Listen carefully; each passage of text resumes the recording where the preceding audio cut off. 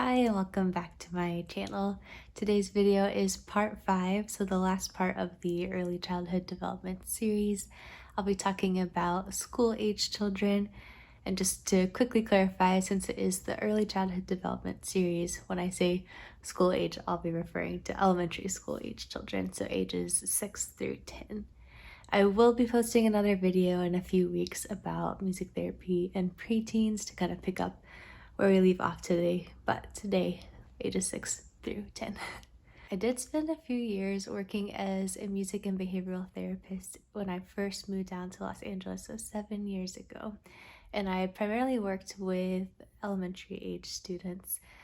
So this topic's been particularly enjoyable to dive into the last 2 weeks to prepare this video. It's just brought back a lot of great memories of sweet and wild times, and just realizing that my clients are now teens and preteens. I'm pretty sure one of them turns 18 next year. With my clients, we worked on a variety of goals, combinations of behavioral, physical, social, emotional, language, academic goals, and that'll be the same categories of goals that I will review today in the video. I will explain how music therapy can be used to assist in growth for each of those areas of development for elementary school children. For those of you who are new to my channel, I am a board certified music therapist, but these videos themselves are not music therapy. I use these videos to teach you how music therapy can be so impactful for the population of focus for today for school-age children. All of the videos on my channel are meant for educational purposes only, but to help you learn what I have learned about the power of music. If you are unfamiliar with music therapy, the simple definition I like to use is when a music therapist uses music to help clients reach non-musical goals. I will post the proper definition from the American Music Therapy Association up here on the screen for you. But basically, a music therapy client has a goal or multiple goals that are academic, social, behavioral, emotional, physical, or any combination thereof, and a board certified music therapist comes alongside the client or group of clients and uses music as the avenue to help them reach those goals. Now, as with the last 4 videos in this series, the goals that I'll be discussing, the non-musical goals, are going to be the developmental milestones for the age group. So for the elementary school age children ages 6 through 10, it'll be various developmental milestones across the categories of growth that we have already discussed. So I'll post a few screenshots from websites. I'll have them linked below that show you the categories and the milestones for each category for school-age children. If you ask the CDC what the developmental milestones are for school-age children, you'll be sent to this link here from Medline that shows you examples of the physical, academic, language, and behavioral levels typical for school-age children. Stanford Medicine also provides a list of concepts that school-age children should be able to understand, as well as an outline of what socialization should look like at those different ages. Both links include parenting tips at the end of the articles, so you can be sure to check those out if you want some extra guidance in these years of parenting school-age children. Now, can music therapy really be that helpful, assisting in all the various areas of growth expected for elementary school students? Absolutely. There is a constantly growing amount of research on the ways that music affects different areas of the brain for young children and increases their levels of development across all categories of growth. I am not only excited to show you what the research tells us about the links between music and social, emotional, cognitive development in children, but also to tell you about moments that I experienced working as a music and behavioral therapist with elementary school aged children. The first concept of music and memory is one that you are already aware of. It's probably from your own elementary or kindergarten days with the use of the alphabet song. So this article here reviews the different ways why music is so helpful with memorizing information, with the way that the structure of the song gives clues to the words or the syllables of the words coming next, how the melody enables our brains to process chunks of information that might be difficult just in word form, and how a learned tune is then filed away in our implicit memory to be accessed at any time, and how music is an emotional experience. And a wide range of research has found that emotional stimuli are better remembered than non-emotional ones. So in addition to your children learning the alphabet song, they might be taught songs about the days of the week, months of the year, colors of the rainbow, all the states in the US, or about the country that they are growing up in. If you've never heard the month song, the state song, the color songs, just leave me a comment down below and I'll be sure to put those out on my social media so your family can use them, learn them, and enjoy them and get ahead in school. I'll never forget learning a song in 7th grade about DNA. It said deoxyribonucleic acid talks about genes and chromosomes. And now I will never forget how to say that word, and I'll have access to that information at any time that I need it throughout my life. With some of my own clients, I remember writing songs about a mathematical formula that they struggled to remember, or a new grammatical rule that they needed to use in their homework so that they'd have that stuck in their brain to remember during the test and in the classroom settings later on. Now, we'll start by looking at 6 studies that show us more ways that music affects cognitive growth and development during the elementary years. The first study to address assigned children into 4 groups. So we have a control group, music only group, video only group, and then a music and video group. And the researchers found that off-task behavior was consistently lower in the music-only sessions for the duration of the study. So using music to reduce off-task behavior is just a simple way to get children to focus and to learn in classroom or home settings. The next study examined IQ levels of 7 and 8-year-olds that either received music training or did not, and the results showed that musically trained children scored higher on IQ and on TEC even after accounting for demographic variables. TEC stands for Test of Emotion Comprehension. So enrolling your child in music classes or in music therapy sessions is a great way to help them increase their IQ. In another article, researchers studied 15 instrumentally trained children who started training on average of 5 years old and have been studying their instruments for an average of 5.2 years, demonstrated heightened performance on coding, cognitive flexibility, and processing speed tasks in comparison with 12 children without musical training outside the requirements of general music curriculum in school. So this is another example of the benefits of involving your children in musical training, even beyond any musical training offered in their classes or in their school. One study consisted of 3 classes of 4th graders learning fractions in math class. So one class used Musemath as their method of study, another used academic math, and the last class received regular fraction lessons. So 2 music classes and then 1 regular. The students were tested before the interventions began, at the end of the intervention, and then again at the 3 and the 6 month post-intervention mark. The testing results showed that although both music groups outperformed the comparison group 3 and 6 months post-intervention on trained fractions, only the Musemath group demonstrated greater gains in untrained fractions. So if your child is attending a school that uses a variety of methods to teach, especially methods that involve music, then that is a wonderful sign that your child is in a great setting. Another study I wanted to review involved 147 young children split into 4 groups, again a control group, and then a visual arts group and 2 music groups. The study lasted 2.5 years so that the researchers could examine abilities related to verbal intelligence, executive functions, and academic performance over a longer period of time.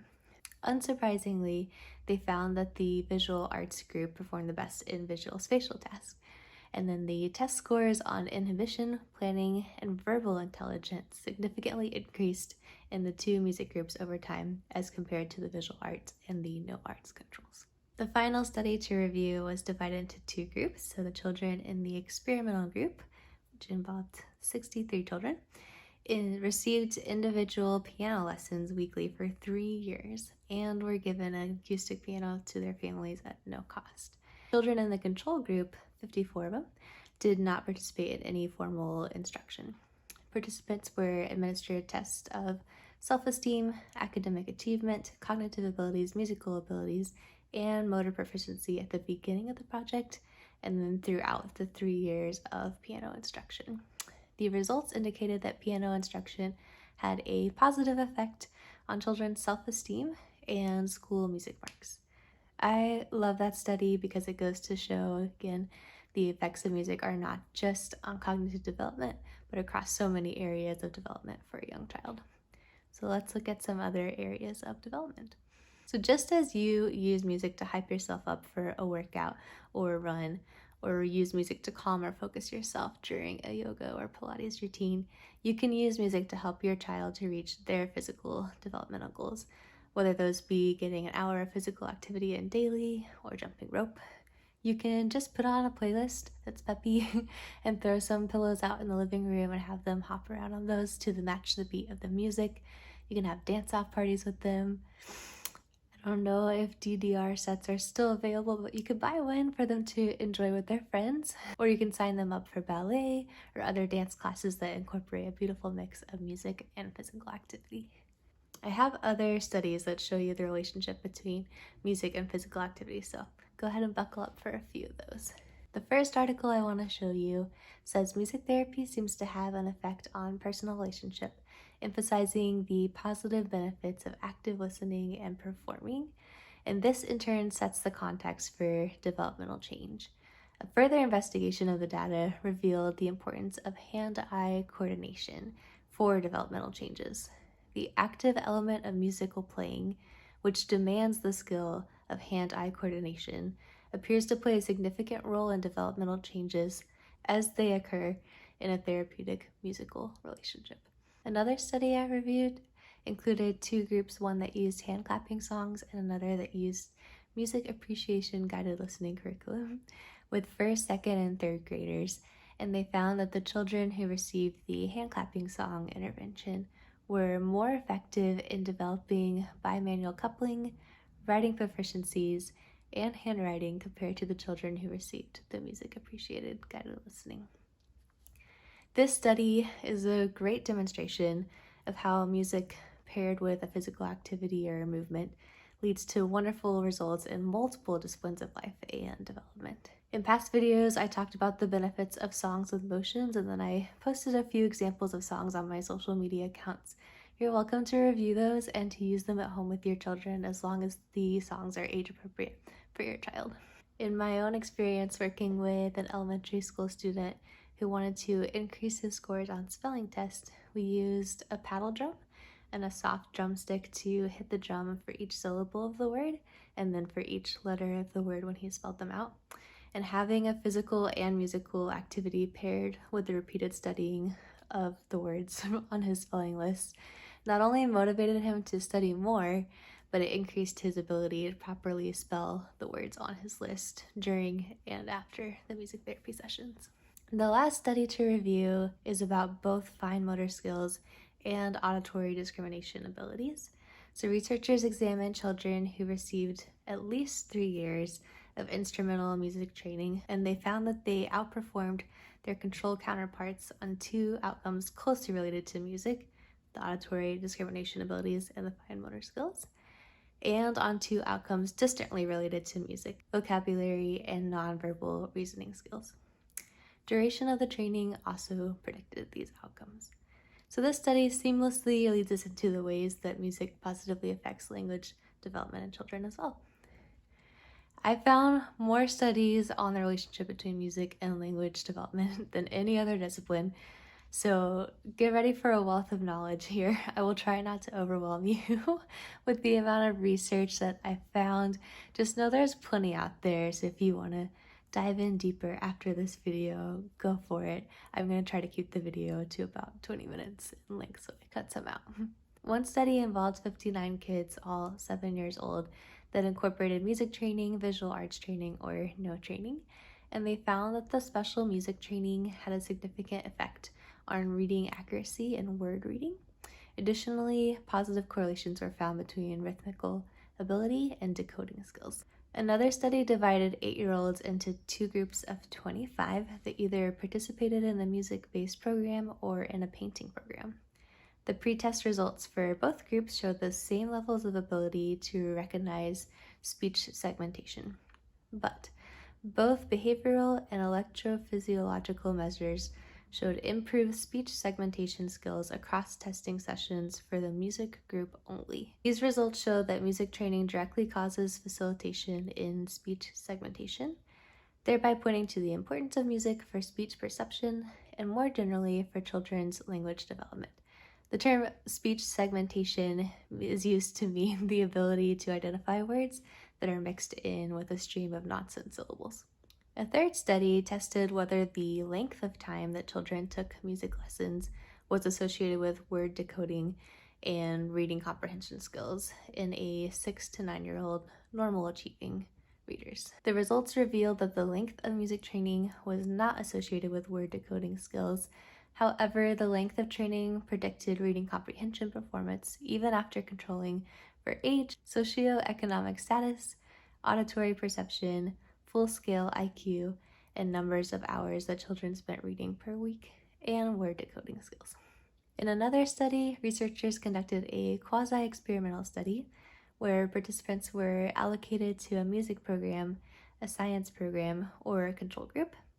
Results showed that 25 children, all about 7 years old, who took part in the school-based music program outperformed the 25 children receiving extended natural science training and the 23 children in the controlled group that received no additional training on the verbal memory tasks. Another study with 7-year-olds offered guitar lessons and attempted to determine whether the use of contingent guitar lessons would substantially increase the baseline reading behavior of 12 third graders in an inner-city elementary school who had been judged by the teachers having a reading below grade level. When the guitar contingency was offered, appropriate reading behaviors increased, and when the contingency was withdrawn, appropriate behaviors decreased. A study examining the relationship between musical ability and literacy skills showed an association between rhythmic ability and reading. A further pilot intervention study showed that the training in musical skills is a valuable additional strategy for assisting children with reading difficulties. And the last quote I want to leave you with on this subject comes from an article that was a meta-analysis of 30 studies, and it states, when music activities incorporate specific reading skills matched to the needs of identified children, or contingent music is used to reinforce reading behavior, benefits are large. The music activities that pair alphabet recognition with phonetic patterns, incorporate word segmentation and sound blending skills, and promote rapid decoding skills are effective in enhancing reading instruction and require little transfer to the assessment methodology. Benefits are greater when the special music reading activities are added to an existing music education curriculum than when replacing it.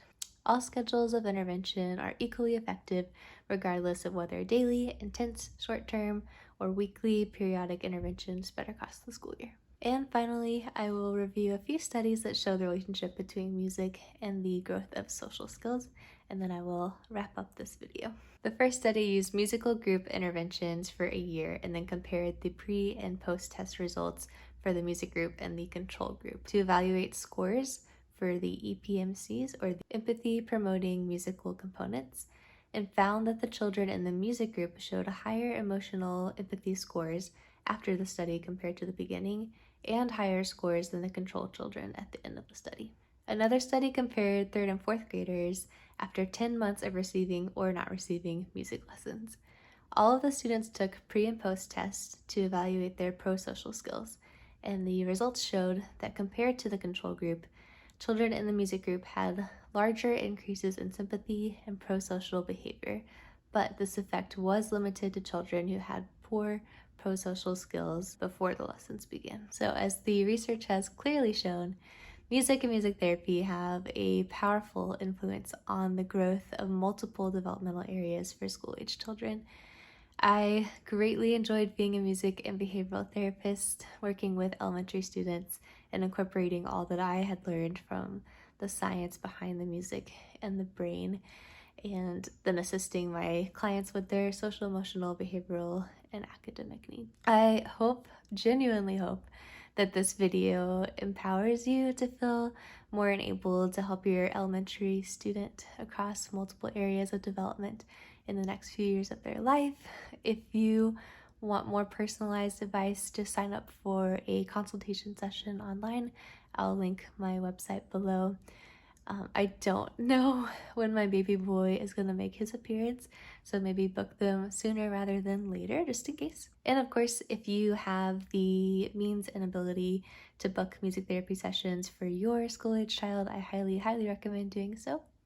But until next time, thanks for enjoying Music with More.